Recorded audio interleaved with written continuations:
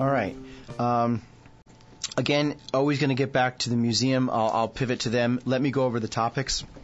Life insurance is the topic everyone's been asking me for. John, no last names from Nuggetuk. Thanks for listening. I got your quotes. So, clients call in and say, what's the average cost of a cemetery plot with a funeral? You can't believe how expensive this is.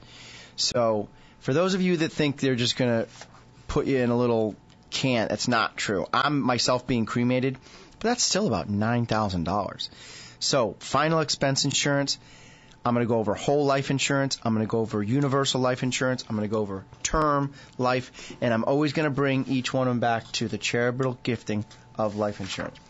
So John called into the show last week, and he wants to know, he unfortunately lost his wife, so he wants to know to leave his children something. Final expense insurance is roughly about $10,000 to $15,000, and that is a whole life insurance product. He wanted both quotes. He wanted term, T-E-R-M. So just a rough guesstimate for a male, it's around $1,300 to $1,500, up to about $3,000, but that's for $50,000. Now remember, life insurance is adverse selection, good risk to bad risk. The insurance companies have to take on the risk to pay out the face amount. So the types of insurance are whole life. Now, the reason people like me and the reason the woman at the top of the hour and Harvey all stated, I tell the truth. I tell the honest truth. Whole life is the best. It's the best for you, but it's also the best for us. The insurance agent makes 55% commission of the premium for the first year. A little residual thereon after, but when you are buying a policy, the reason the whole life is pushed is A, it's permanent. Whole life, W-H-O-L-E, life insurance, is the priciest of the three main types. There's actually four with a variable. I'll go over that in a few minutes. But the concept of life insurance is you are giving dollars to an insurance company. They are taking on the risk or the liability, and they are going to pay when you pass away.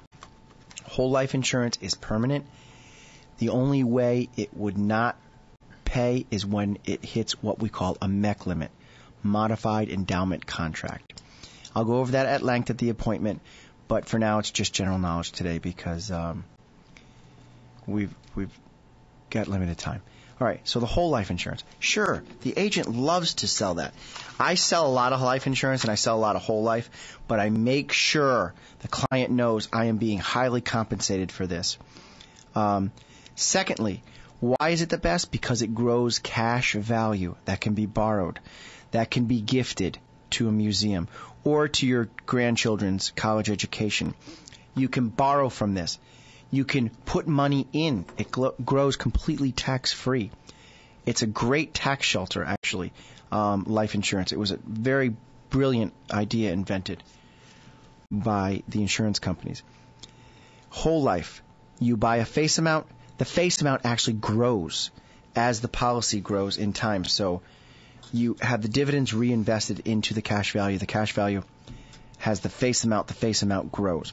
So if someone buys a $250,000 policy at age 30, by the time they're 60, that may have accrued to about $400,000. And you really, in a whole life insurance policy, won't see the cash value equal until about year 5. Please take a look at that illustration. Know that the reason there's a smile on his or her face is because it's a cha-ching, ching, ching sale. Do we pass tests? Yes, we pass 6-hour exams. You know, am I honest? Yes. Do you need the product? Yes. But make sure you look at the differences. Whole life are for the conservative people. It's an excellent estate planning vehicle. You can use a survivorship, which means second to die. You take advantage of the one-time spousal exemption for you millionaires out there. And there are, because I drive through the neighborhoods and see the houses, the McMansions, as we call them. So you take advantage of the one-time spousal exemption to the wife. The wife takes it back to you. blah, blah, blah. After you pass away, it's not until, and you know we're going to go first because we're all so stressed. The wife, after she passes at a life expectancy of about 83 years of age, she now leaves the policy to the children. We'll go over gifting with another attorney, Bob Lubis, with Grady and Riley later in the year. I've got him coming on in a couple months. Second product, universal life insurance. Now, universal life insurance is a permanent policy. Excellent way to gift money to the museum, but still have it be affordable. Now, you've got to be a rock star living in a glass and cement and beautiful Ipe wood house on Venice Beach in order for you to be able to understand the concept of universal life insurance. It's a whole life insurance policy, but it's a permanent policy that does not grow cash value. You are buying pure permanent insurance. You need to continue to focus on your funding of this vehicle. It's about, for a 30-year-old, 35-year-old, about $7,000 a year for $1.2 million. And you're getting a pretty nice house, but not at all huge in Venice. So, good friend of mine has a universal life insurance policy. Very smart man. Knew that his dollars were going to be invested better in this house that he and his wife fixed up to the nines. I covet the house. So anyway, you need to know out there listening that you're excellent with money, that you do not show off, you don't drive a brand new car all the time. You need to be the millionaire next door who understands that this is a permanent product, but there's no cash value building. It grows a little bit, but every year there's surrender penalties, costs of insurance, cost of term insurance, there's a lot of costs associated with insurance, which is not properly explained. Their second type of universal is you just put the word variable in front of it. VUL. Variable Universal Life uses the indices. It uses, for the normal people out there like me, I just say indexes, but it's really indices. The Standard & Poor's index, the Moody's, there's indices out there that follow the trend of the stock market. So a variable universal life policy, a VUL, and please buy from Northwestern Mutual, buy from MetLife, buy from John Hancock, buy from The Guardian, buy from New York Life, buy from an A-rated company. Don't buy from a Mickey Mouse company you've never heard of. These Prudential's fantastic. I sell a lot of Prudential. These Mass Mutual. These companies need to be there when you need them. So the VUL uses the stock market. Producer Tom's telling me got to take a commercial break to plug the sponsors. Be back in a few. All right. Producer Tom and Producer Nick say 3 minutes. Man, that goes by fast. All right. So VUL, obviously variable universal life. VUL uses the stock market as the growth for the cash value. Whole life is my favorite. I make the most money. Term insurance I love. I'm going to go over that last. Universal life. Again, you've got to realize you need to never miss a payment with UL. But if you can, if you are who I was describing, I mean, he and his wife clearly have it. They're both super successful. No names. All right.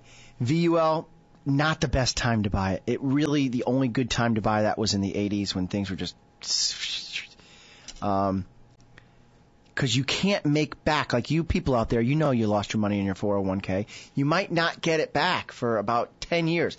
And then an opportunity cost, you've lost that potential 5 to 7% growth. 2 minutes. Man. All right. Last product, and then Bob's going to take over. Term life. Term life. Most affordable concept. You're buying a window of time. If you don't die within the window of time, the insurance company won.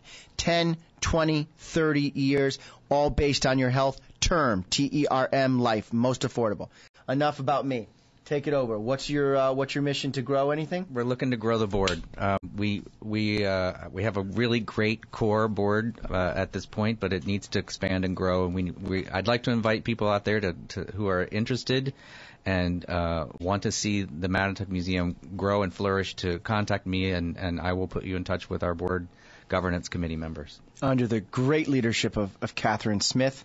She does a phenomenal job. She knows the product. She's not just a fly-by-night, windy. She's really caring, involved. Mary Rosengrant, Schiappellone, good friend of ours, Lynette, Mary McDonald, Chris Jacoby. Looking over here, you've got Russell, you've got Philip, you've got Dr. Phyllis, who's great, who put on a phenomenal function, 45 seconds. Stephanie, did I miss anybody? You've got Roger Plord. Roger Plord, who knocked it out of the park with the new chiller that we just got. Hi, Upson. Who's always there for the first Thursday. Absolutely. Yeah, he's a huge patron of that. And we hope to see all of you there tomorrow night. That's right. Third Thursday. See you tomorrow night, 5:30. Great show. Thanks, producers. Have Thanks, a good Mike. one. Bye-bye.